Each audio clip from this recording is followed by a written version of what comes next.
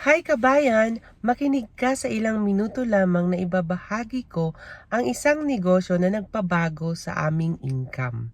Nga pala ako si Jovelyn Valdez, originally from the Philippines, pero naninirahan na dito sa Ontario, Canada kasama ng aking mag-aama.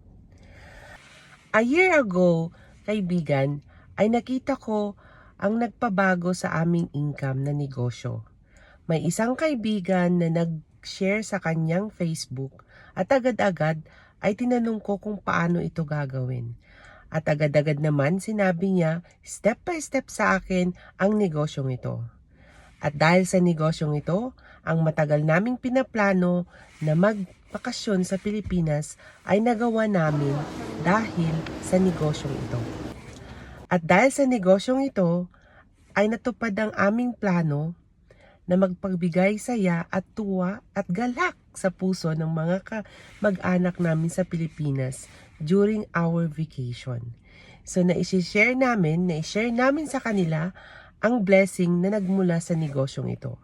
At higit sa lahat, at sa negosyong ito, ay buwan-buwan ko na rin nabibigyan ng aking ina sa kanyang maintenance, na noon ay nahihirapan ako sa pag-iipon galing sa aking sariling sahod.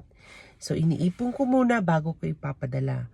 Ngayon dahil sa negosyong ito ay buwan-buwan na ang kanyang sustento sa kanyang maintenance at sa kanilang pang-araw-araw na pangangailangan. Kaya sa negosyong ito, kaibigan, i-click mo lang ang Learn More button or visit my website at www.jovelynvaldez.com at mapapanood mo step by step kung paano simulan or message me how to do it. Kaibigan, take a leap of faith.